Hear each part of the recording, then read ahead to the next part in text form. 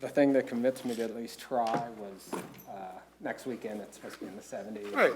I mean, we'll just go right back to the same weather. That's what kills me. Is that I was like, if this would be any kind of like true winter, I'd be like, no, but I'm not I convinced. mean, you cannot move that, can you?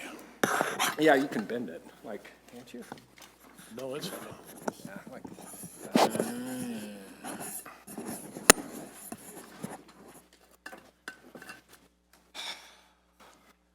yeah, 3 degrees from the record high today. Tomorrow night, record low. Is it? this is nuts. When does the snow start? Midnight-ish. Tonight, But most of it's during the middle of the day tomorrow. sitting at work. Oh, yeah.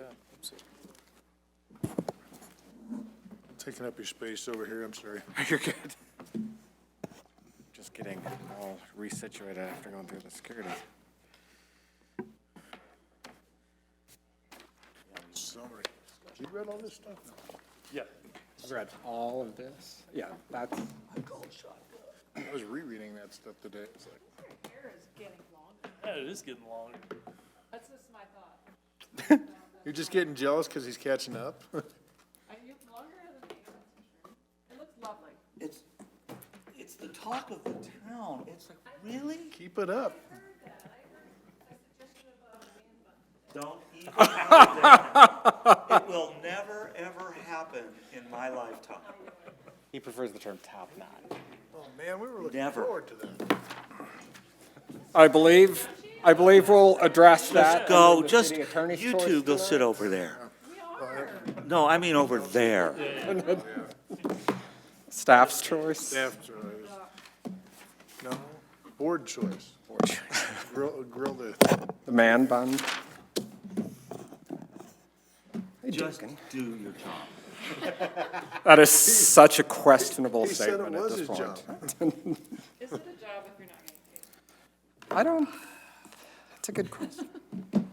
I think that would be something for the attorney. Stayed home. You didn't need me. working with it. Oh, we always need you. That's why you have the phone. Yeah, you can call the police to get you out. Somebody come and get Wait, you. is that an option? And then you need somebody like him to. Let's try.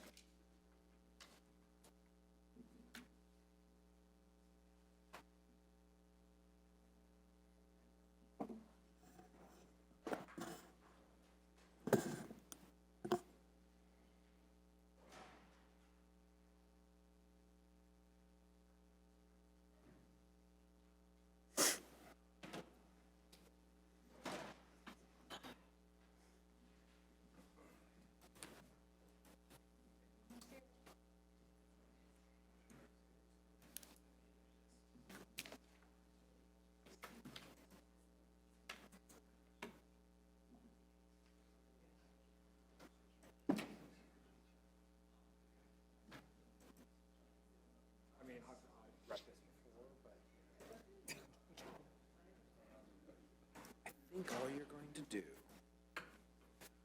so, up there, doing the minutes. Start with that. I know, I kept scrolling, I was like, is there no memo?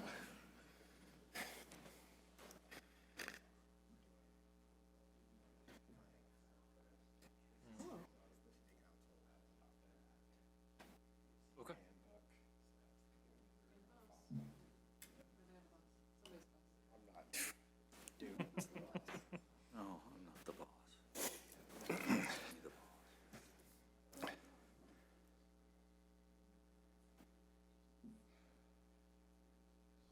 So I got 1 minute.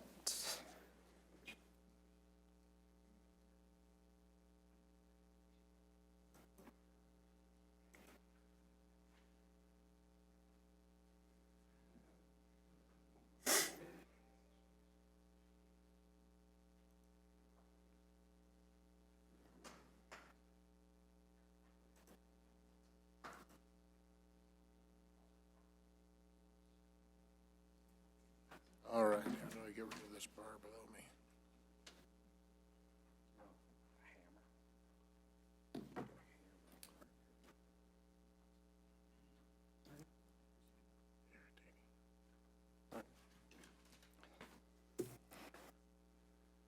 All right, so it's 7 o'clock, so I call the Board of Adjustments and Appeals meeting to order. Ms. Fenton, could you please take the roll? Mr. Rieger, Present. Here. Mr. Friesen, Present? Mr. Elstrom is absent. Mr. Taylor, Here. Ms. Schladorn is absent, and Chair Finn. Present. Quorum is present. So there are 5 members present, therefore 4 votes, affirmative votes are required to grant a variance or appeal. The board is authorized to grant or deny a variance by Part 3, Section 60 of the Englewood City Charter.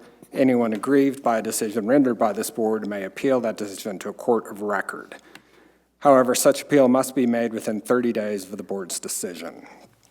Any approved variance is effective at the end of the appeal period. Building permits for construction and associated with approved variance will not be issued until the appeal period is ended. Building permits must be obtained and construction begin within 180 days of the variance effective date. Procedural for the meeting is, we've changed it up a little, that first we're going to have to approve minutes and finding of fact. And then at that point, staff will introduce the case. Overview will be given by staff. Applicant will present their request and reason the variance should be granted. Anyone for the variance will be given an opportunity to speak. Anyone against the variance will also be given an opportunity to speak. And if needed, staff will address the board again. So approval of minutes from August 14th, 2019. Everyone that is present was also present for that meeting. So I need a motion to approve the minutes. I so move. I need a second, please. Second. So we'll do a voice vote. All in favor of improving the minutes, say aye. Aye. Anyone opposed? All right, the minutes are approved. Approval of finding of fact for case VAR 2019-011, which was 2901 South Ogden Street. Again, I need a motion to approve the finding of fact. Move to approve? Is there a second? Second. So we have a motion and a second. We'll have a vote voice. All in favor of approving the minutes, say aye. Aye. Anyone opposed? No one opposed. Variance 2019-011, finding of fact passes. Approval of finding of fact for case VAR 2019-012, 2946 South Sherman Street. I need a motion. So moved. A second. I'll second. Thank you. We'll do a voice vote. All in favor of approval of finding of fact, say aye. Aye. Aye. Anyone opposed? No one's opposed, so that also passes. Public hearing. The public hearing for case number VAR 2019-010 is now open. The applicant is requesting a variance to reduce the required minimum number of vehicle stacking spaces for an automotive service station from 2 spaces to 1 space, measured from the end of the line of the pumps. I have verification of the publication and posting.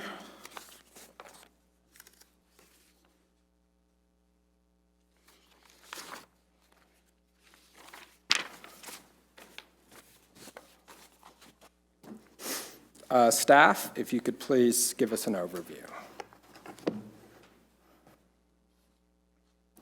raise your right hand. Do you swear or affirm under the penalty of perjury that you will tell the truth and proceed with I do. My name is Brooke Bell. I'm a senior planner with the Community Development Department. Good evening. So tonight is the rehearing of variance case VAR 2019-010 for 3701 and 3733 South Broadway. The chairman just read the variance request. But I just wanted to give a little bit of background on sort of where we've been, because it's been about 3 months now, and then I'll get into an overview. So the original public hearing for the variance request was July 10th, and at that public hearing, the board heard testimony from both staff as well as the applicant. At the conclusion of that meeting, the board denied the variance by a vote of 6-0. And then after that, within the 30-day period where a request can be made for a rehearing, that request was made by the applicant on August 9th. And so that request for a rehearing was heard at the next the board's next regular meeting, which was on August 14th. The board heard the applicant's request and did grant a rehearing by a vote of 6-0. That rehearing was originally rescheduled for September 11th, but the board did not have a quorum on that evening, so the public hearing was rescheduled for tonight, and here we are.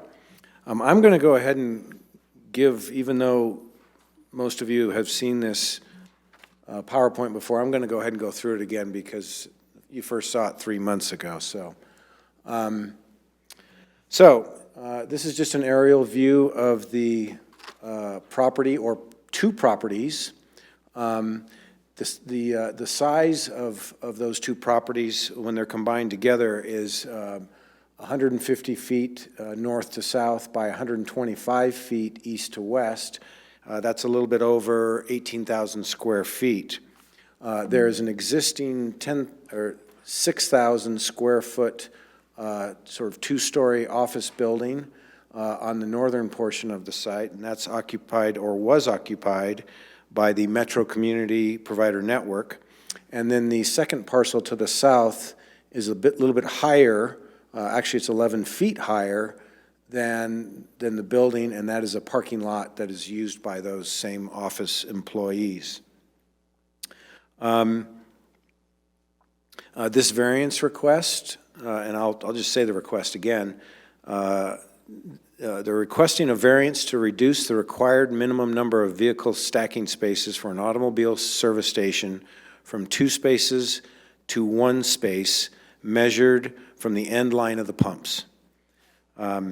So this variance request was reviewed by 6 other city departments, and they did not have any objections. And I'm just going to go through some community development comments. Here is that's just the site plan overlaid over the aerial, so you can kind of get it in some context. I also wanted to talk about the zoning surrounding this site. So the zoning to the west of the site is MUR3B, which is a mixed-use, medium to high-density residential and limited office zone district. That's to the west. Both to the north and south on both sides of Broadway, the zoning is MUB2, which is a mixed-use general arterial business zone district. And then to the northeast, this is a PUD that was approved in 2012 for 306 apartment units. Here again is the site plan overlaid on the aerial. You can see its context to both Broadway and Kenyon. And then here is the proposed site plan. You can see the building is in the northeast corner, meets setbacks. We have a build-to line in this zone district, so it meets the setbacks both off of Broadway and of Kenyon. And then the fueling, the fuel pumps are in the middle to south of the site. And what the applicant has shown here is the pumps, which are the dark sort of rectangle in the middle, the canopy on the outside, and then a vehicle fueling, that would be a southbound vehicle fueling, and one stacking space behind it, and then that's repeated whether you're going north or south across the site. Now, the Unified Development Code requires 2 stacking spaces, and I'll just read more specifically. According to UDC Section 16-6-4I and Table 16-6-4.4, automobile service stations are required to have a minimum of 2 vehicle stacking spaces measured from the end line of the pumps. Additionally, the vehicle stacking spaces must be a minimum of 9 feet by 20 feet in size, and the stacking spaces may not impede or on or off-site traffic movements, nor impede movements into or out of the off-street parking spaces. So those stacking spaces cannot impede any circulation through the site, nor the backup spaces for these parking spaces, nor can they impede anybody who would be trying to come in from Broadway or Kenyon. And as shown in this site plan, they do not. However, if you were to add a stacking space either to the north or the south, it would impede that. In terms of the minimum number of vehicle stacking spaces, the UDC does not specify whether a vehicle being fueled counts towards the required stacking spaces. The UDC also does not address the potential for vehicles stacking from 2 directions if a particular direction of travel movement or of traffic movement is not specified. So that it's silent on those 2 items. So without any explicit provisions within the UDC for counting a vehicle being fueled and no explicit provisions for a specific direction of traffic movement, staff determined the required minimum number of stacking spaces based on the existing UDC language, which does require 2 vehicle stacking spaces measured from the end line of the pumps. And so this next drawing in red is actually, staff actually added those notes in red, and it's a little bit difficult to read, but you have this in your packet. And what this shows is what staff's determination of what the code would require. And it's really illustrated in these two end spaces. So over here, the end line for southbound vehicles, the end line of the pumps would be right here, and you'd have a fueling vehicle in front of that end line of the pumps, and then behind the end line of the pumps, you would have the first stacked vehicle and the second stacked vehicle. So, Mr. Bell, real quickly, Yes. so there's just 3 pumps? Yes, that is correct. So the dark rectangle in the center is, That's correct. And these blue that the applicant drew in the proposed site plan is these 9 by 20 stacking spaces. And then on this side of the drawing, it's just illustrating the same thing, only for northbound vehicles, okay? So again, you've got the end line of the pumps, you've got stacking space number 1, stacking space number 2, and then you've got a northbound vehicle being fueled.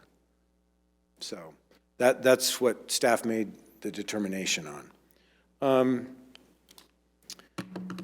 So I think what I'd like to do is go ahead and make some comments on each of the criterion.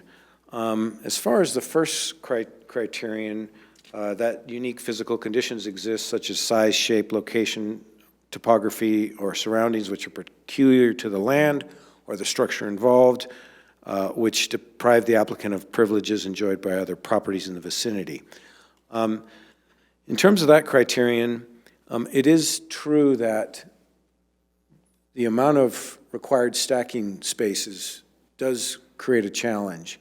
To meet the requirement, you would need about another 40 or 50 feet north to south, greater than what this site plan shows. There is also an 11-foot grade change, which is a challenge, but really either of those conditions could be remedied by more land and a larger retaining wall. The result of that, though, would be a very large paved area with a relatively small building on the site and a relatively tall wall, likely taller than 11 or 12 feet. That result would not be great from a planning perspective. So that's all I really have on that criterion.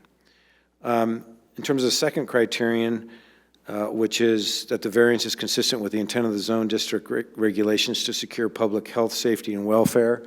The way it is laid out, and I'll go back to the other slide, it does not create any health, safety, and welfare issues. There, if it is approved with just one stacking space, there's adequate backing space, there's adequate circulation space. The movement of people from their vehicles into the convenience store doesn't create any conflicts there either. So it would seem to meet that health and safety criteria. I would add that there's several other fueling stations in the city, or I don't know of any fueling stations in the city that do have the two stacking spaces that are currently required. And most of them, not all of them, but most of them seem to function properly. There's a couple here on Hamden, close to our building here, that don't function very well, and I'm not even sure they have one stacking space. The requirement for two stacking spaces was adopted in 2004, but we have not had a gas station proposed or built since 2004. The last one that was built was in 2002, and that is at the Safeway fueling station on Logan in 285. That also does not have two stacking spaces. As far as the third criterion, that the variance will not permanently impair the use or development of adjacent conforming properties or alter the essential character of the neighborhood. It doesn't impair the adjacent properties. We can go up here. Basically, you've got residential to the west, and then to the south, there is a retail computer repair on the first floor and offices on the second floor. The residential uses on the west would be screened by a 6-foot opaque wall from the end of this curb all the way back to this corner of the property.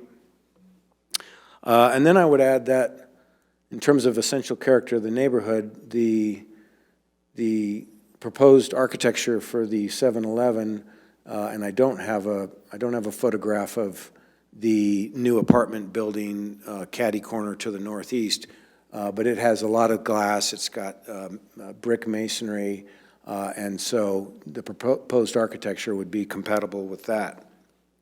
And then the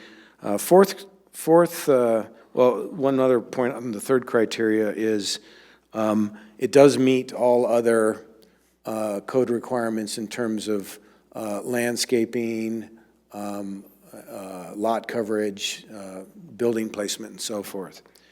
Then the fourth criteria, that the variance is not a self-imposed difficulty or hardship.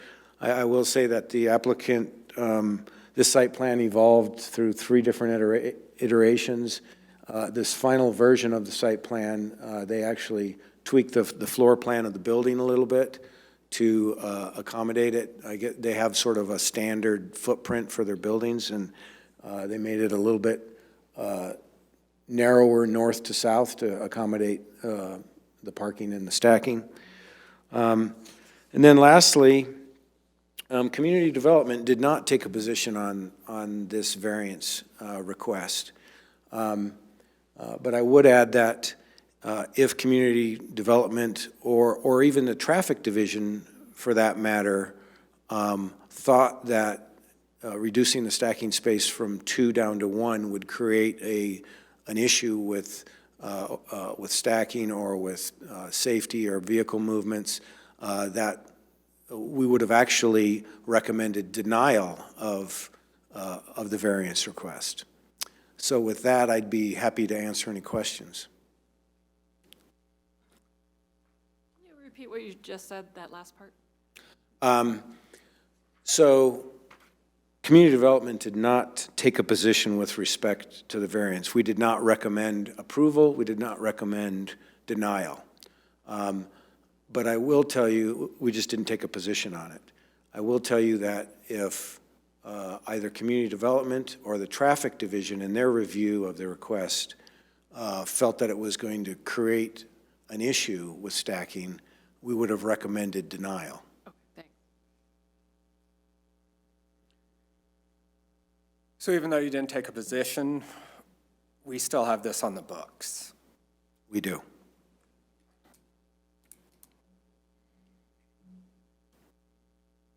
Any other questions for staff? You mentioned that for the first criterion, that a taller wall would be problematic if they had to move farther to the south.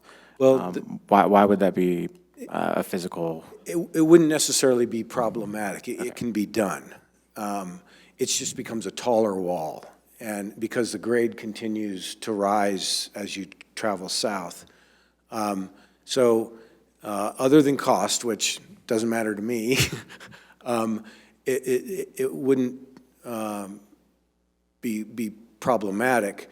But from a planning perspective, having both that much pavement and on a large site and such a small building, and then the southern portion of the site having a 12-foot plus retaining wall, in an ideal planning world, that's not ideal, I guess. So you're talking about if it were expanded further south? Yeah. Okay. Yes. It'd just be more pavement and a taller wall. Could it be done? I'm not an engineer, but I would imagine so.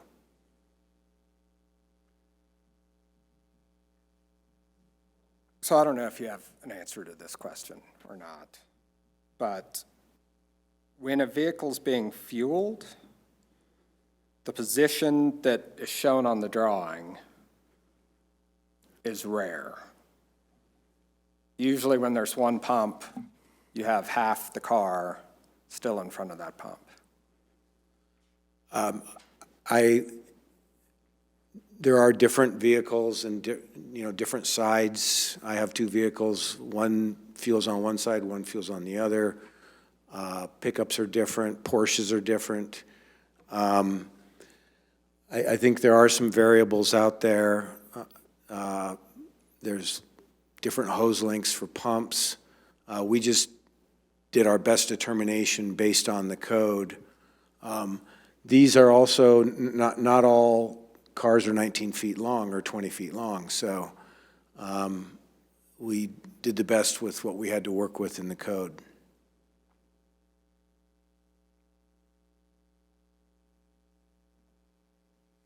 Any other questions for staff right now? Does the site require 2 entrances? Not from a community development standpoint. Our code does not require 2 entrances. Okay. What about 3 pumps? That's not required either. I do know that, I'm guessing that if you look on the southern portion of the site, this represents the pumps, or wait, the fuel tanks, the underground fuel tanks. And so when you bring a semi-tanker in there, it'd be pretty difficult if you just had a one-way entrance to make these turning radiuses. And again, I'm not an engineer, but that is a factor, I know.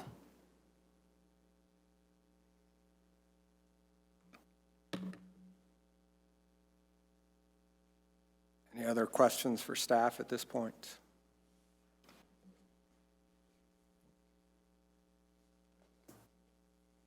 Mr. Bell, I believe we're done with you for the moment. Thank you. Thank you. If the applicant may please come forward to testify in the case. If you could please state your name and address to the secretary who will administer the oath. Good evening. If you could state your name and. Cameron Richards. I am an attorney. Oh. Thank you. That's Cameron Richards, Setter and Vanderwall. Office address is 7400 East Orchard Road, Greenwood Village, Colorado. I did bring a PowerPoint, and I think I think Brooke said if I plug it in, it might be able to be loaded. So we'll give it a whirl and we'll see what happens. I also brought paper copies because, yes.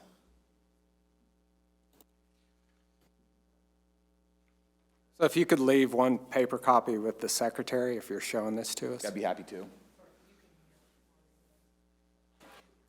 So again, I'm Cameron Richards. I'm an attorney. I represent Cadence Development. With me tonight is Kay Stallworthy with Cadence Development, as well as representatives from the architect, from the ultimate end occupant of the site, and also representatives from the current site owner. So if there's things that get beyond the scope of my ability, they might be able to step up and answer. They may give additional testimony as necessary. Mr. Bell's presentation covered a fair amount of this, but there's a few things I'd like to highlight just a little more emphatically as we go along. One, the purpose of what we're here tonight is we're seeking this board's relief from the strict application of the required minimum number of vehicle stacking spaces for an automobile service station in the city code. This is just kind of a summary of the preliminary meetings that were held. Mr. Bell referenced this. There were 3 meetings. The stacking was discussed in all of them. Various site adjustments were made each time, trying to reach some sort of accommodation. This was in addition then, these all occurred prior to the original hearing in July and the request for rehearing in August. Here is the, I'm going to do the presentation view. If you click, I think down at the bottom right, in that little corner, right? I think that little tab, go up to the bar over to the left. That one. No, I think it's. Oh, well, the problem is the mouse is disappearing on me, so.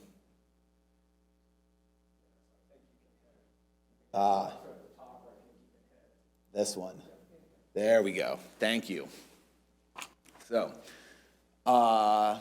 this is the table from the Unified Development Code that contains the language that we're specifically concerned about. Minimum number of vehicle stacking spaces. You'll see highlighted there in yellow, automobile service station, 2 spaces from end of the line of pumps, the size requirements listed below, and then the purpose of what a stacking space is for. Not impede on or offside traffic movements, or what it needs to comply with. Not impede on or offside movements, nor impede movements into or off-street parking spaces. So this is the specific language.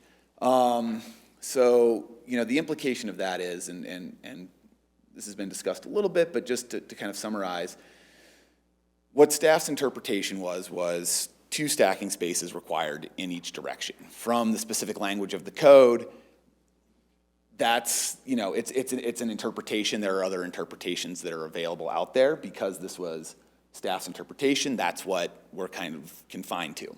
So the end result of that is that it's 4 stacking spaces per pump is actually what the requirement becomes. The exclusion of a fueling car potentially means that you need room for even 6 vehicles per pump, because you could have a vehicle pointed one way, pointed either way at the pump. How that gets factored into it is, that it doesn't really go into that, but that is another vehicle that needs to be accommodated somewhere in this process. So what's the end result of a compliant plan with this? So Mr. Bell showed a slide that had some outlines on it. Here's one that, and I'll just illustrate a couple of the additional features here. So this includes, there's an extra space added here, which was attempting to account for a vehicle at the pump. Even if you kind of set those aside, you have two stacking spaces each way, which is 40 feet, 24 feet of clearance on either side. Plus, if there has to be any allowance in the middle for a fueling car. So that's, 24 feet, 48 feet, then a total of 80 feet. So you're at already over 100 feet of additional open space required. And that's a compliant plan. This is one that wouldn't even come before this board. This is one that would just be stamped through. And you would have these big expanses of concrete extending either direction. So setting aside the other unique conditions of the site plan, you're talking, this particular plan shows an additional over 10,000 square feet of just open concrete. That's an expanse that is not consistent with just generally existing fueling stations, either in Englewood, in the Denver metro area. The last few months I've been paying a lot of attention to fueling stations as I've been driving around. My wife says our road trips are now very boring, but you might see some rural stations, some that service large trucks that might accommodate that sort of footprint. So proposed site plan is illustrated here on the side. This allows for one car to be fueling, one stacking space in each direction. So regardless of which direction a car is parked for fueling, which side a vehicle may need to pull in to use the pump afterwards, there is a space available for that vehicle. It preserves these nice 24-foot corridors all around that do not impede the on-site movement. This allows cars to come in from Kenyon and also to come in or to exit into an exit from Broadway without impediment. And just as an additional, just to address a comment that I heard earlier, the question of whether or not two entrances were required, and I don't have the specific answers. I'll take Mr. Bell's word that it may not be required for a corner site. However, Broadway at this location is divided. So this exit over here is right in, right out only. And so this provides an avenue for much easier access for traffic coming in and out. I don't know what the impacts of limiting that to one entrance would be. That would be an entirely different traffic study on how that would impact the flow through this intersection, the flow into site. I will say that would make getting a semi-truck in and out of there pretty difficult, complex. So I just wanted to just to highlight that as something that the site plan takes into consideration. So what this layout does comply with was, absent the stacking space requirement, it does meet both the tenant's needs, the city's internal requirements for on-site circulation, and being a lawyer, I couldn't resist saying arguably meets the vehicle stacking requirement because it does hold two spaces in each direction. This is a scenic tour of other gas stations in Englewood. These are drawn with a superimposed, I wonder if I can zoom in a little more. I'm not sure if I can pull that off, but there's a blue box around each of those that should comport with a stacking space. So as you can see here, similar to our site plan, there's the line of pumps that runs right along there. And this is one service station, corner location, 2 points of access. Even this one looks like maybe if you added a full-size stacking space, you would impede access to it. Here's another site where 2 cars stacking up would begin to become problematic from a site access standpoint and a flow of traffic on, I believe that's Hamden, standpoint. Similarly here, this one actually, I believe, is a 2-pump station. So there's a line of pumps here and a line of pumps there.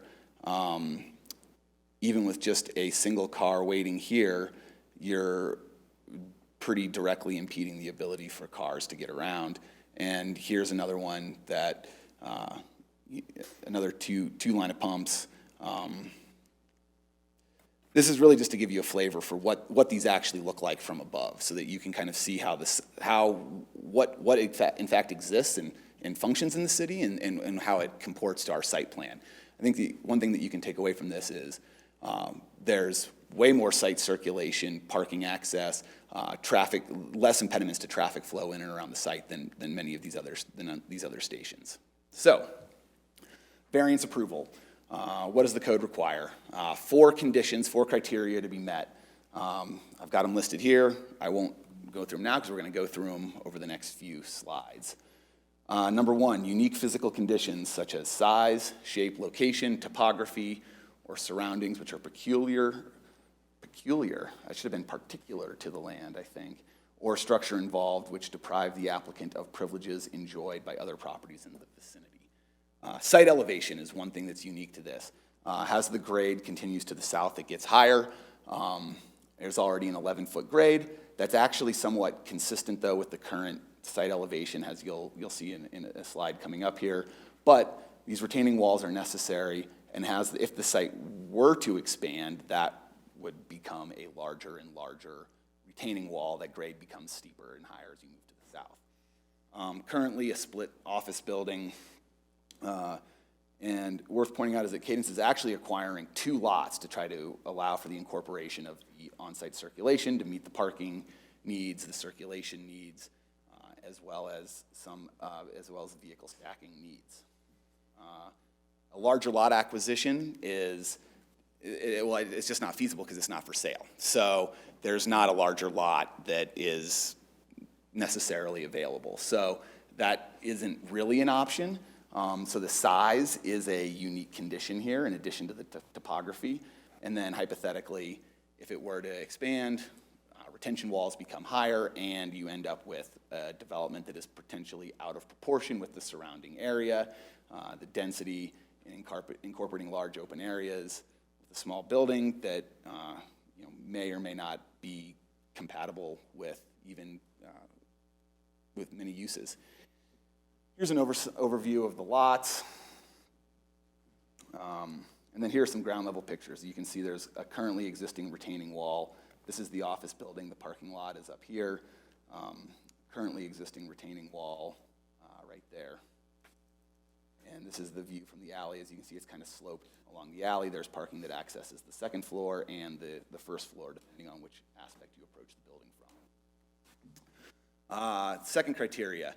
Consistent with the intent of the zone district, to secure the public health, safety, and welfare. So an automobile service station is consistent and permitted by the MUB2 zone district requirements. In terms of the health, safety, and welfare, the site plan has been specifically designed to provide the appropriate number of parking stalls, including handicap access, 2-way internal driveways to allow cars to travel in both directions around the pumps, and to also facilitate the safe on-site movement of customers. Many other service stations function without issue and with less stacking and circulation space than the proposed site plan. The traffic study that was submitted with the original report analyzed specifically, or in addition to the traffic flow onto and off of the site, the specific needs for stacking, and found that having one stacking space in each direction would be consistent with the expected demands on the site, would not result in backing up and impeding either on-site flow or the off-site travel corridors. As Mr. Bell said, no city department objected to the submitted plan. Third criteria, not permanently impair the use or development of adjacent conforming properties or alter the essential character of the neighborhood. So Cadence has taken steps to screen the proposed development from those residential areas that are to the west. The site plan incorporates that.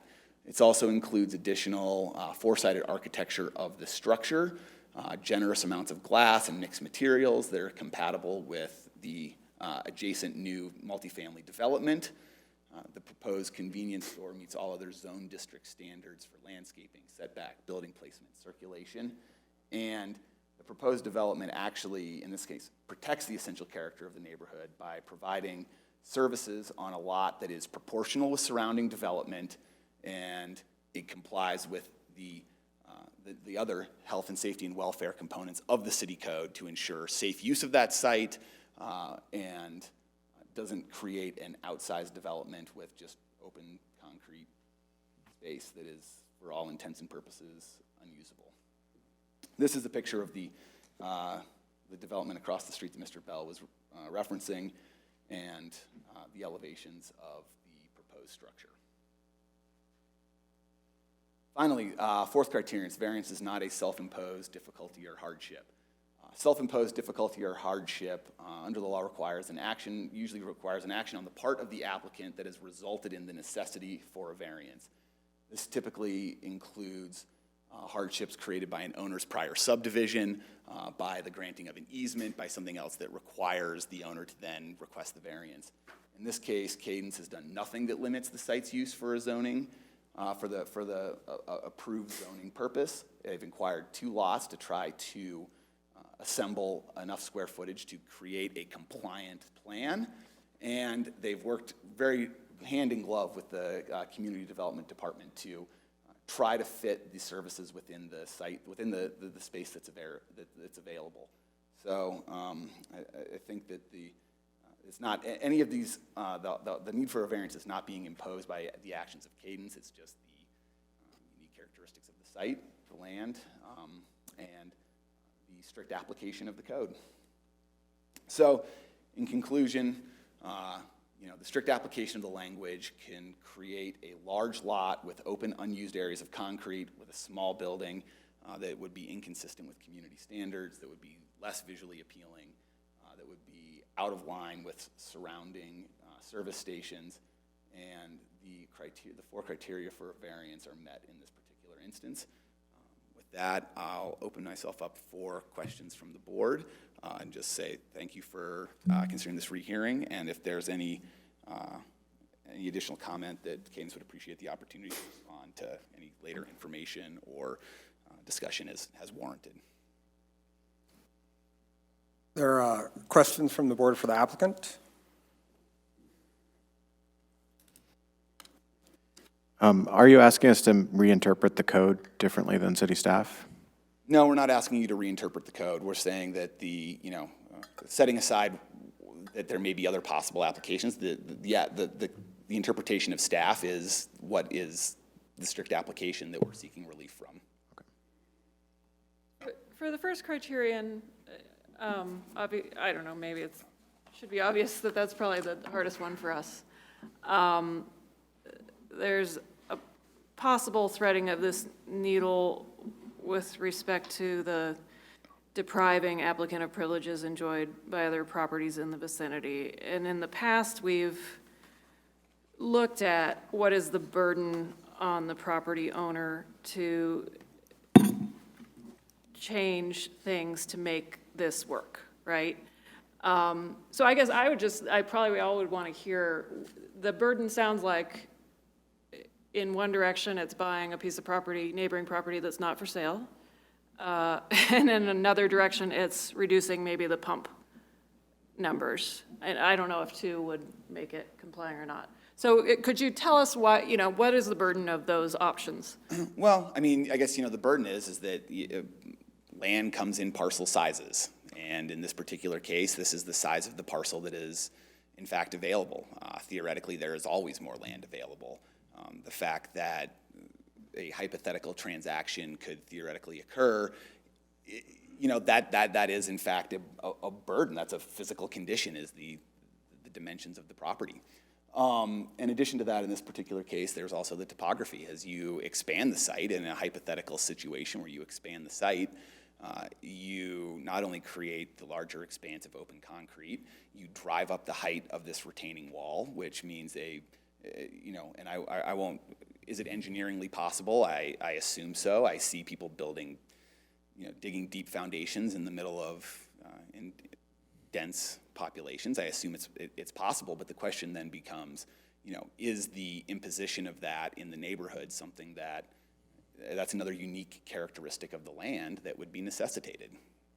I think that, in conjunction, those 2 items are pretty clear fits under the physical conditions.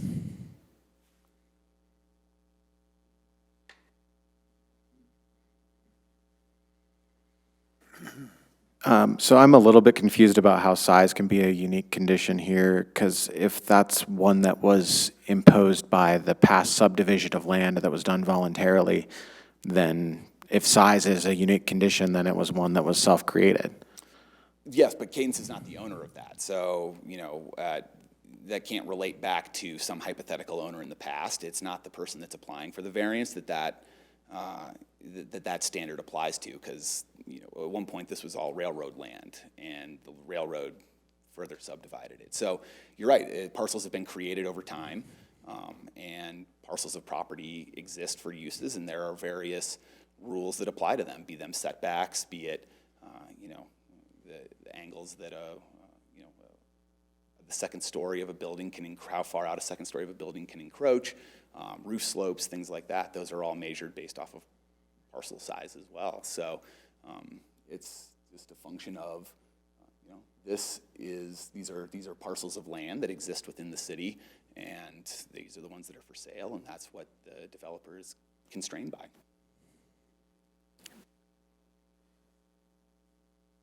But he knowingly bought this smaller piece of land. So wasn't then that self-imposed? The ability for the variance application is always available. There are, again, the size of the lot always controls. So I think that, simply entering into a contract for land and having a proposed development, they haven't, I agree that it becomes, it's a tough argument to suss out, and that's why the legal standard has been that the applicant has done something that necessitates the variance, that has somehow restricted a use that would otherwise be priorly consistent, and that's not the case here. This is a new owner coming into a parcel of land and seeking to develop and improve it.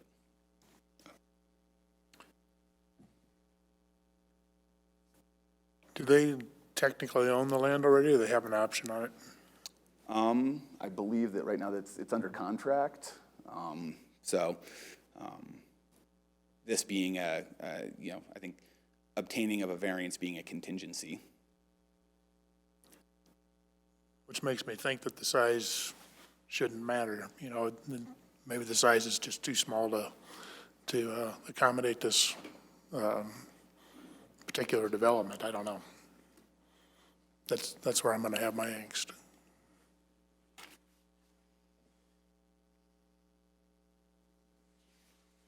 Are there any other questions for the applicant at this time? Thank you, sir. I think we're done for the moment. Are there any other persons present who wish to speak in favor of this variance? If you could, in order, just come up, state your name and address, and be sworn in by the secretary.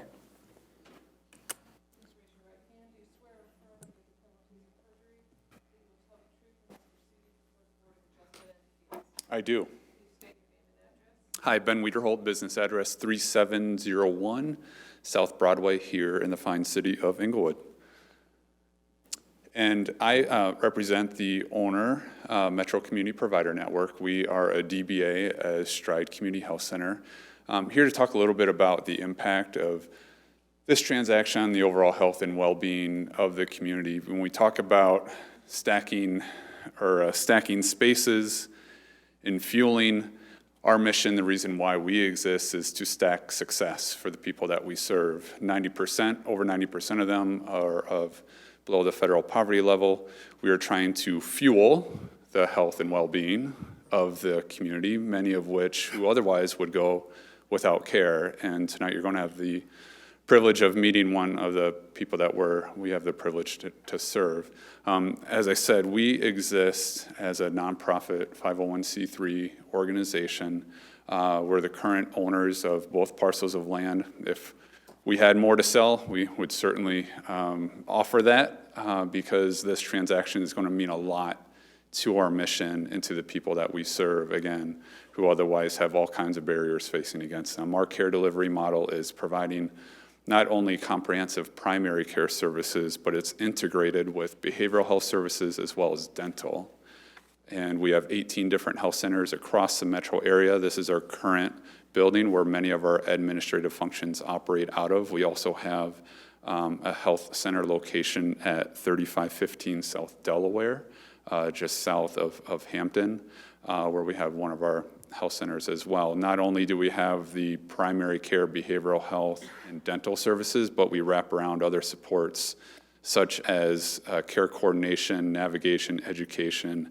We partner with our patients to enroll them in other benefit programs that they may qualify for, but at the end of the day, again, over 90% of them are either Medicaid or are uninsured. This is a really critical transaction for us that we can further invest in the health and well-being of the city of Englewood and of other municipalities within our service area. And I would strongly urge you to consider, as we think about variances and elements like public health and well-being and safety that's listed in variance 2, what kind of an impact that this would have for us and many, many, many residents, not only in Englewood, but we serve 55,000 individuals across the metro area. I'm here joined tonight by other members representing our 450 employees. One of the unique things about us is we are led by our mission through our patients. And our board of directors are made up of the majority of our patients.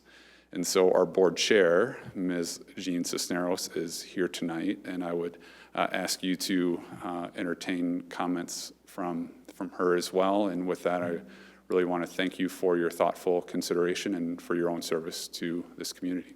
Thank you. And I think the board is all behind your mission, but it's not really something we can consider for this variance.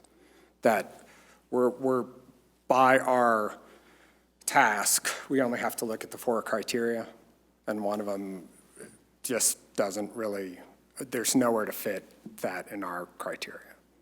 So we're bound by that, that we can only consider that 4 criteria. But I appreciate your time and you explaining the background behind this. Sure, you're welcome.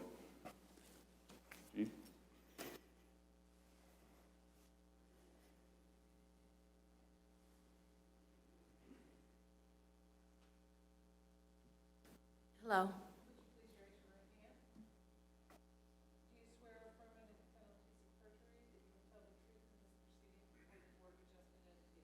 Yes.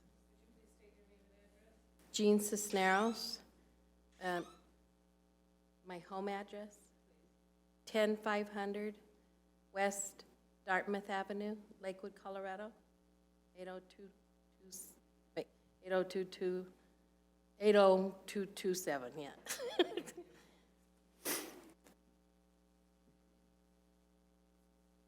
Ms. Cisneros, if you could address the board briefly. Yes, so I've been a patient of MCPN Stride for 11 years. I go to the Englewood Clinic located on Delaware, and I love Englewood, by the way. I wished I still lived in this area, but I do go in this area to shopping, eating, all that stuff. Anyway, so being on the board, I've really learned the difference of what it takes to run and finance, especially being part of a community health center, and the importance of us being able to do what it takes. I understand about policies and procedures and all that stuff, but I also believe that there's times that sometimes you have to really look at why you're doing what you're doing. And, sometimes things aren't just black and white. And I think in this circumstance it is, and it does affect us as patients on what choices you guys are going to make right now. And that's why I'm here, because I really want you to look at it and say, wow, how important is it? Being part of this community as being in the community is, I looked at it also by your side of saying, well, how does it affect everybody in the neighborhood and stuff? And if there is a way, I hope you can find a way to make it work. And if not, I understand, but I really hope you can make it work because it really is beneficial to our particular community health centers for this transition to go through for us. So that's what I needed to say. Thank you, ma'am.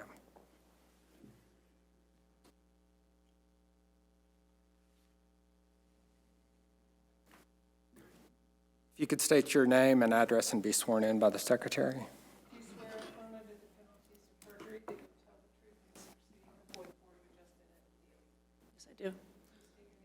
Cheryl Powell, 13648 West 62nd Drive, Arvada, Colorado. Do you need my zip? 80004. Thank you for your time tonight and for your consideration. One of the things that I think I keep hearing over and over is the criteria is not clear. And I think of, if you go into a court, you think you're innocent until proven guilty. Because it's not clear, and I think there's been a lot of work done to try to meet the city's needs. This is the gateway in Inglewood to South Broadway. The apartment complex is beautiful. I think they've done a great job trying to make this aesthetically pleasing. They've tried to work with the wall to make it not too high. I think there's been a lot of work. And so because it's not clear, I support the development and I request that you support it as well. And then in future developments, maybe at that time if you need to change the code. But I think that the other part is I have to ask, why has there not been a gas station since 2004? Why does it have to be this complicated? So I request that you realize that it's not clear and that you pass this. Thank you, ma'am. Thank you for your time. Is there anyone else present that wishes to speak in favor of this request? If you could please state your name and address and be sworn in by the secretary. Do you swear affirm under the penalties of perjury that you will tell the truth in this proceeding before the Board of Adjustment and Appeals? I do. Please state your name and address. Kay Stallworthy, 2568 South Columbine Street, Denver, Colorado, 80210. Good evening. I am the applicant with Cadence Development, and I just wanted to, I'm obviously in favor of this, but also I kind of want to address this. This is where we got held up last time, and when the public portion of the proceedings was closed, it was the solution to the size of the site was proposed, well, just buy more land.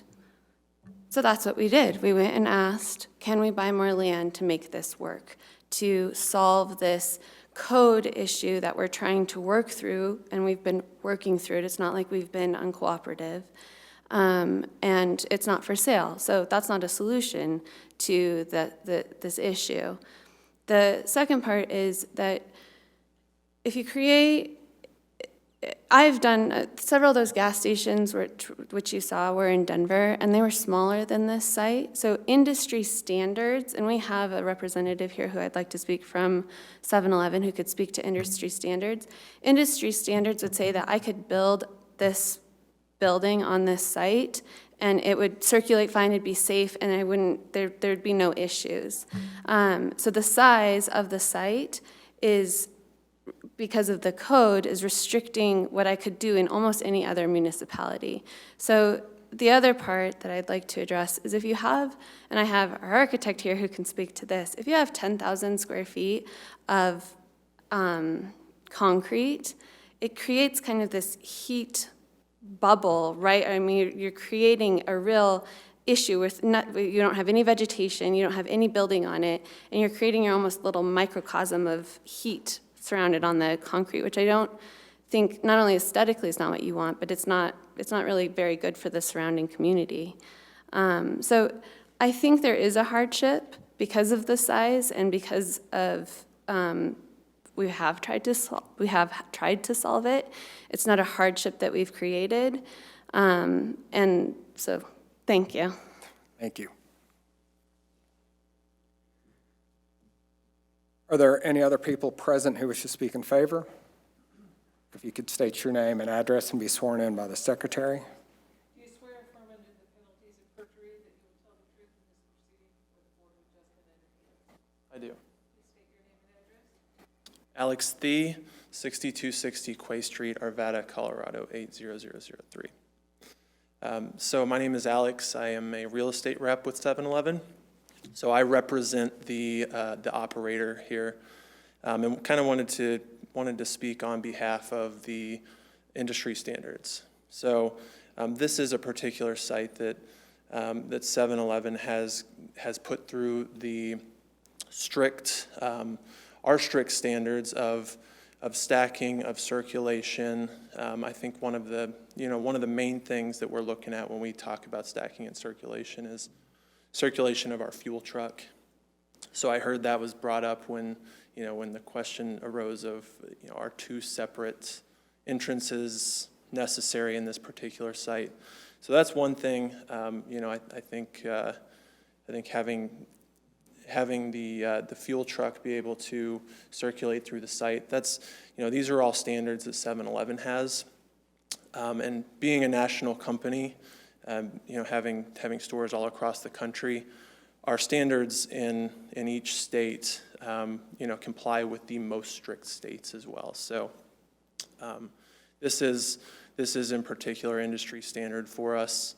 And also wanted to point out that this particular location was one that we had identified and targeted as a very strong opportunity for us to serve an underserved area, residents, commuters, right just south of Hamden, especially with the new multifamily development on the northeast corner, providing auxiliary grocery services for them, a quick place to walk across the street and grab a bite to eat or a loaf of bread.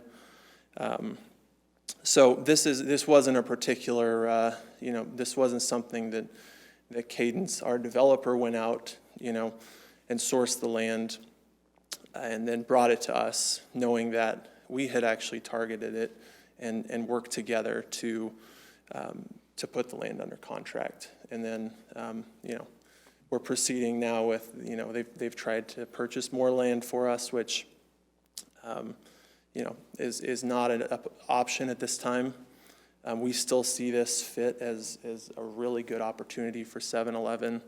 Our brand is growing, changing, evolving with fresh foods and beverages. So we're really excited to be able to bring a new store to the Inglewood community, and excited about the opportunity that this presented for us. Thank you. Thank you, sir.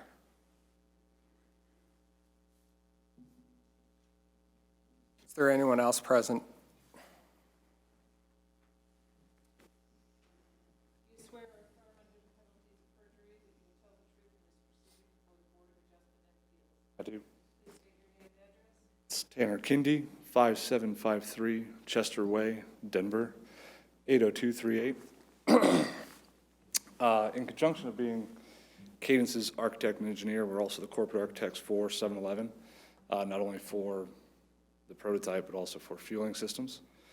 I'm here to answer any questions you may have, but in conjunction with that, I also very much support proposed design. We've been working with city staff pretty diligently on trying to get this to work out as best as possible. I would like to emphasize what Alex did say. This does meet a lot of industry standards. We do work across basically coast to coast, California to Virginia, and anywhere between. It is fairly common to see one stacking behind, if not tighter. And yeah, here for any questions. Any questions at this point? One of the dimensions I didn't see on the site plan was the width from pump to pump. So if you take it in consideration, like 3 blocks, 4 cars on each corner, what's that width that you have to maintain within the pumps? Sure. For an inline canopy, we require 23 feet centerline to centerline of pumps. If it was a stacked condition, having cars go between, you're looking at 33 feet. Okay. One thing I did want to add, something that Kate did mention, I'm also a lead accredited professional. When I see that much concrete, in my opinion, it's a big red flag. It's a heat island effect just waiting to happen. It's a major concern environmentally, in my opinion. Did y'all look at just putting 2 pumps and rotating them in the opposite direction how they are now? So if you rotate, I don't know how to.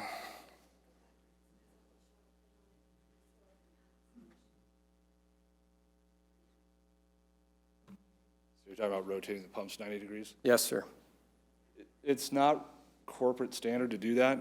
The problem that you have with that is a safety issue. You'll have people, again, if they're fueling on the far side, they'll be walking in front of and behind cars potentially that might not be looking here. This is the optimal configuration for the pump layouts, and it is prototypical standard for the end user.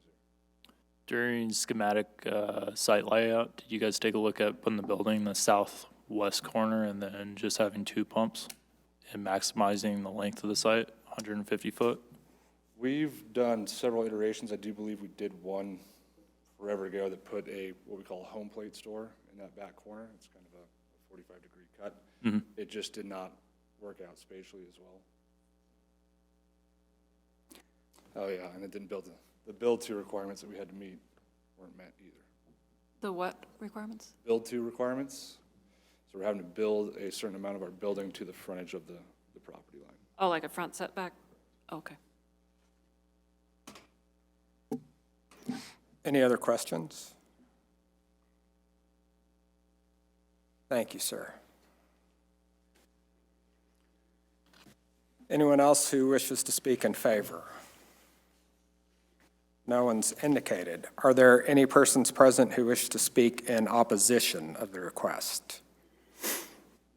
No one has indicated that. Do we have any other questions for staff, or does staff have any other comments? I don't have any other comments unless you have questions. Do we have any other questions for staff? The only other question I have is, would this be the only remedy for this interpretation? Is a variance the only remedy? Yes. So where do we get this stacking from? That's the Universal Development Code, right? Unified that we've Development adopted. Code. Yes. So it's not just strictly in Inglewood.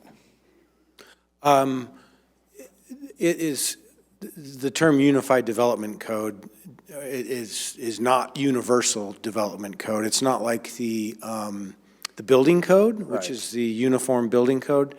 Zoning codes are unique to each municipality. And we don't know where this stacking number of 4 came from, or 2 came from.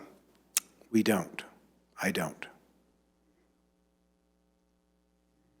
I know there was a major code rewrite in 2004, and I don't know exactly where that came from.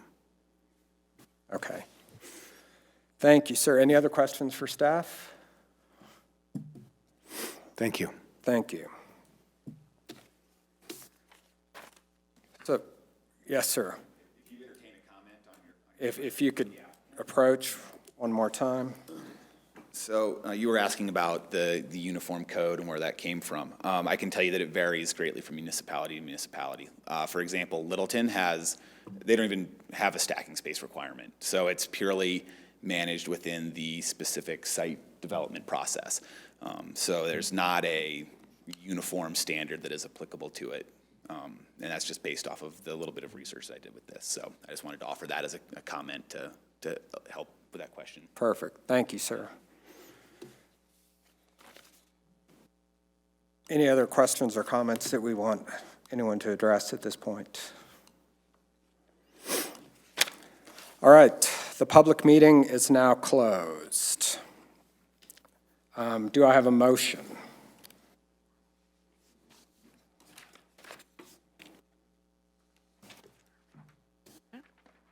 I move that case VAR 2019-010 for 3701 and 3733 South Broadway be granted a variance to reduce the minimum number of vehicle stacking spaces for an automobile service station from 2 spaces to 1 space, measured from the end of line of the pumps.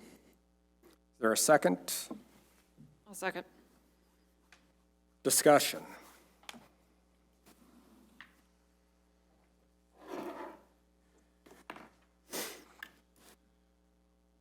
Tell us what you're thinking, Tom. Or I don't know. I mean, I think it makes sense, but I'm back to where still we were at the first time. That for some reason, we have a stacking space of 2 in the code. Okay. And, yeah, I mean, I'm entertaining a way to get past the first criterion with some new information we know tonight regarding what would be required to get to compliance, and that is buying more land that's not available. And then we did hear later about the safety issues with a reoriented two-pump configuration. Discuss. I mean, there's a lot smaller lots on Broadway, and That have service. they could make the same argument that they need relief, and they're even smaller. So size can't be. That's, and part of it is, again, I mean, then I think we're going to have a lot of people coming to us saying, I should be able to build this structure on this lot because it's too small. Yeah. You know, to me, the whole problem goes back to the code needs to be adjusted. If it's being interpreted this way, and there's no service stations that have been built since the code went into place, and I don't know if that's the reason or not, but it seems that there are service stations that function with less stacking spaces than 2. So then, I mean, to me, I think we're looking for a remedy, and the remedy is to fix the code, because the only other way through this is to say that lot size now begins to matter to get a variance. So I want to be clear, they're not asking us to interpret the code, they're just asking us to grant a variance to reduce from. To reduce, right. 2 to 1. Interpretation we have. Yeah. That is your duty. So that's, And size is in there, in the first criteria, right? So what do we think it's in there for?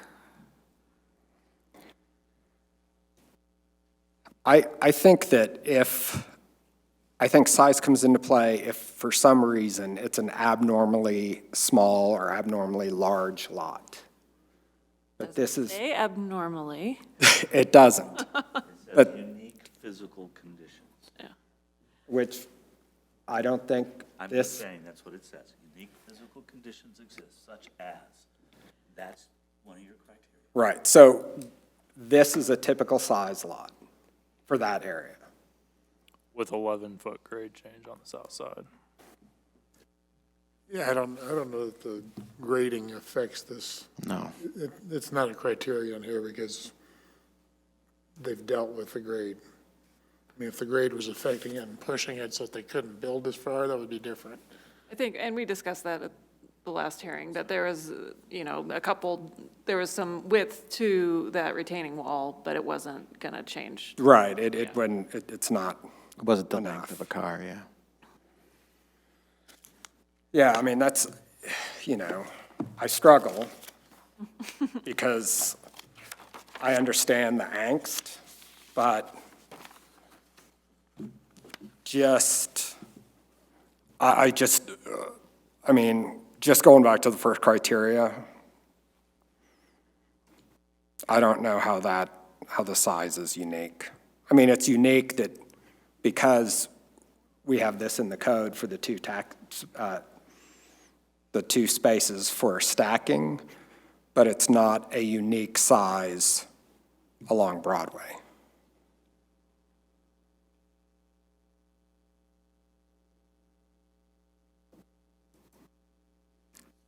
Yeah, and I guess I feel the same way.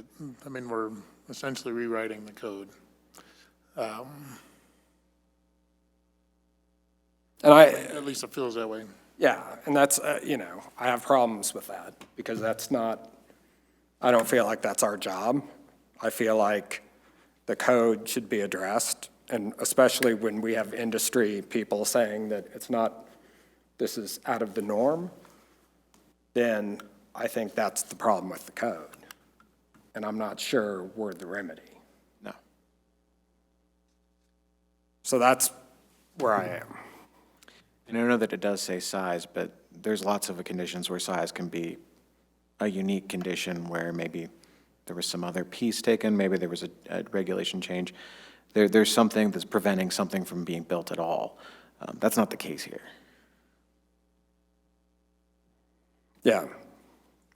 I mean, how far do we take the size thing? It's like, well, there's not room for any stacking. Right.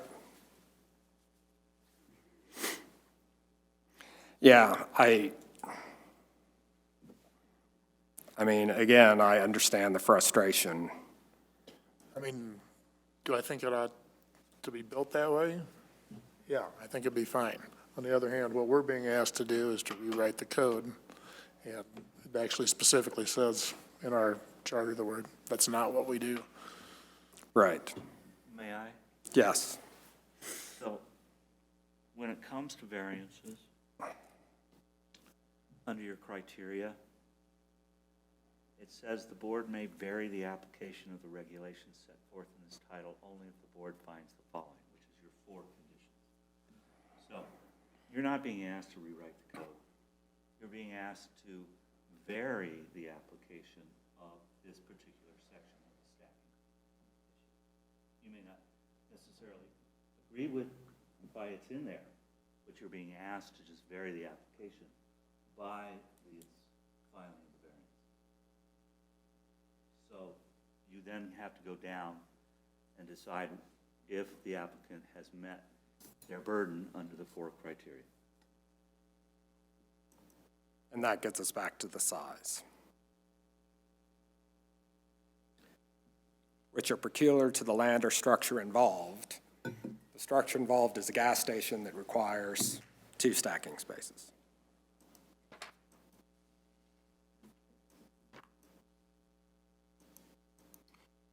I have a very hard time getting past the first criterion. That's where I'm stuck. Yep. Are we going in circles yet? I think we are.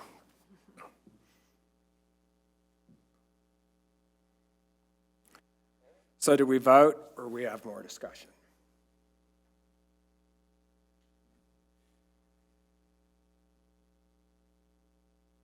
Anyone else have any thoughts? I mean, yeah, I guess if there's a way around it, then, but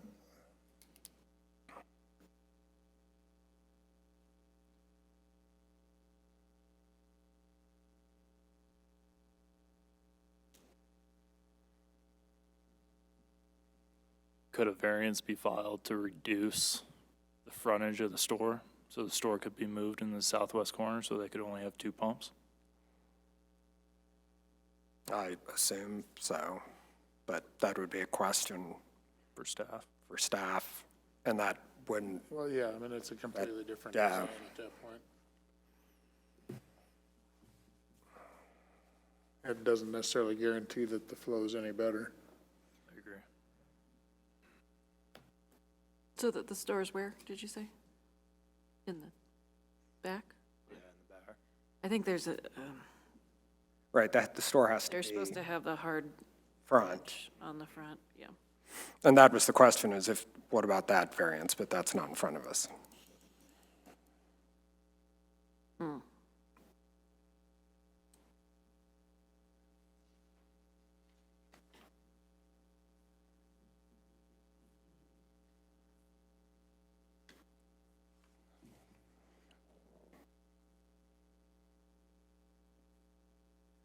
I guess the question in my mind is if we approve it because it's too small, the size of it matters, then how does that come back on the next applicant, It's our usual slippery slope problem. I don't, maybe I'm wrong, but this seems like there's not going to be a lot of applicants with this sort of request. But it could be, I don't know. What do you have like, you're thinking we're gonna see a horde of commercial things asking? And there hasn't been a gas station built in how many years? There could be a slew of gas stations. Car washes.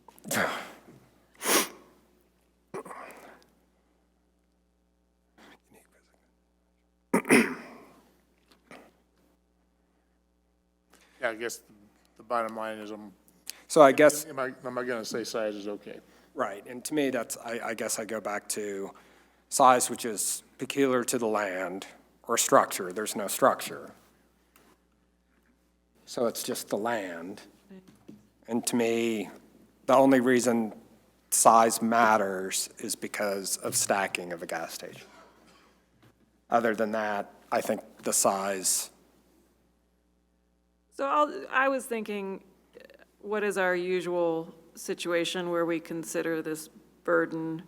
And I think there was one where we had, somebody wanted to build a garage. There was something keeping them from using, one back corner. So the telephone line? The maybe power it was line. telephone I line. think it was a power line. And so then the garage needed to get pushed to the other side. If it met the setbacks on the other side, it was a smaller garage than desired. Was that one? Yep. Okay, how did we rule on Yep. that? I think we voted against it. Okay. But I think there's been other ones that have had similar fact patterns. I think we've done different things. I mean, they're all unique cases, of course, but. Yeah, I mean, I would have an easier time if the land had a different shape or something peculiar like that. But again, a typical lot, it doesn't seem like it's any smaller because of some, subdivision or something like that. I have a hard time getting past one. I mean, essentially, the code is saying you gotta have 2 stacking spaces, so you have to have a lot that's that big.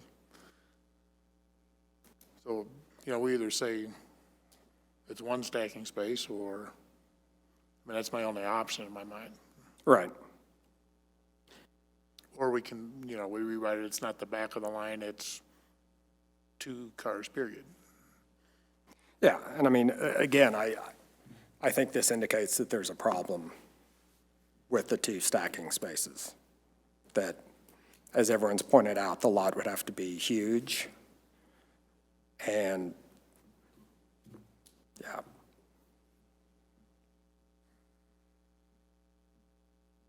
I'm not convinced that the interpretation's correct. That's where one of the reasons I'm a little frustrated is that I'm not convinced they couldn't have gone forward with an appeal of staff's interpretation. Right. I'm a little upset that this was the only option given to them, was a variance, and we're here confined to these criteria. And, because end of line of pumps, what does that mean? I mean, that can be interpreted multiple ways. Right. It's not as clear cut as it's being made out to us. Yeah, well, I think that's part of the problem is that, I mean, even with the layout that's here, it's really only 1.5 cars. I mean, because like you said, you're gonna be parking next to the pump or 2/3 of the way through, and But I mean, we're not here with an appeal case, we're here with right, we're a here variance just case. at the variance. This is where we are. Which gets me back to, I just don't see where the size is a unique physical condition for this lot.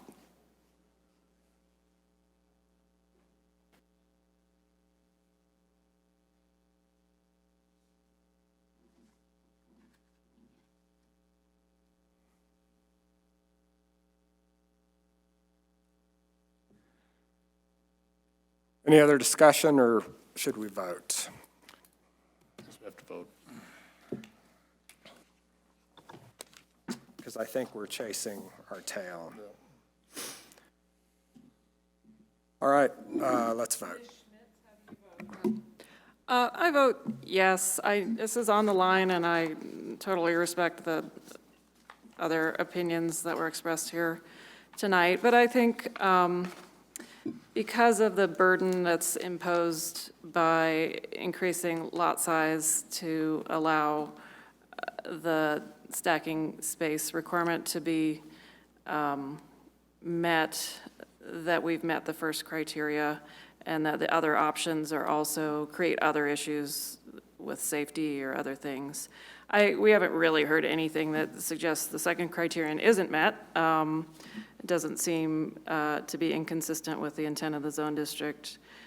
Third criterion, same, no indication it'll permanently impair the use or development of adjacent conforming properties or alter the essential character of the neighborhood. Fourth criterion, I don't think it's a self-imposed difficulty or hardship. I voted against. The reason I voted against is because I don't believe that the size is a unique criteria based on the fact in the city of Englewood, there's other properties exact same size, exact same dimensions. And then additionally, I felt the fourth criteria, it is a self-imposed difficulty or hardship because I believe other variances could be filed for, or we could reduce from 3 pumps to 2 pumps and relay out the site. I voted no. I did not believe that the first criterion was met about unique physical conditions. Unfortunately, I voted no for the same reasons the other two gentlemen have. I really would like to, but I just don't think size is the criterion here. I also voted no, but this is another case that I would encourage the city and the planning department to perhaps see if they could look at this and expedite a change to maybe reflect what the city would really like, if it's only one stacking space or not, but I think it fails the first criterion on size. Motion fails, 1. Public hearing is, wants to know where you are, is closed for everything other than staff's choice. Staff?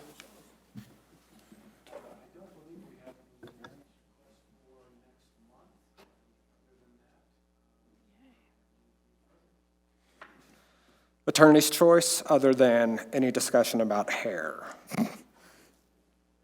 I have no report this evening. Board, do we have any discussion items? Hair? Awful close to Christmas. How can we convince council to take these kind of Right. things up, or planning commission, or, I mean, I is it, I don't know. I mean, that would be, how do we convince planning commission or council to take fixes like this up? Well, that would be staff Okay, having to change the code. Okay. Or making a recommendation to change the code, and then presenting that to council for their Okay. approval. and that, I mean, I think that might be worthwhile for staff. Well, we're looking at Title 16 anyway. Yeah, I mean, So, I mean, as some major changes at some point. yeah, I don't know if there would be a way Am I to, wrong? No, that is correct. So those are things that they can be addressed at that point.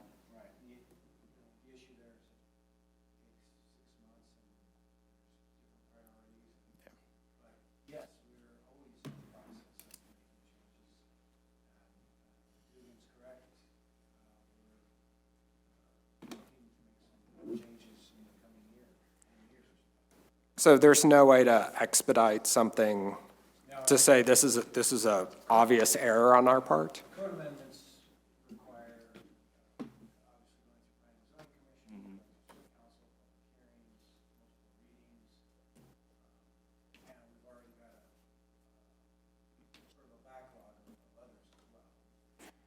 But it takes some additional research. I think we look at this one pretty closely. But yes, we do initiate changes. Okay. Would it at all be helpful for us to actually attend a city council meeting, one of us, and just implore them to make their way through this backlog and try and take some of these matters up, or is this something that's stuck before it's even getting to city council? It's, you know, you certainly be welcome to do that. I think there's other pressing matters that Yeah. are before them. They are also coming up on the elections, so. But yeah, we've got a number of things in the works right now, and we can certainly look at this as well. Yeah, I mean, I think that there's some merit to that we haven't had a new gas station built.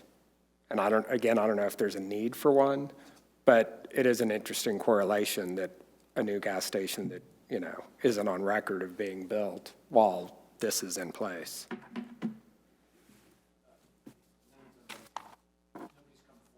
Right. All right. I think that's it. The meeting's adjourned. Thank you. Vote on that? Okay. Thank you for your Sorry time. about that. I understand everyone has stuff to do, but thank you very much.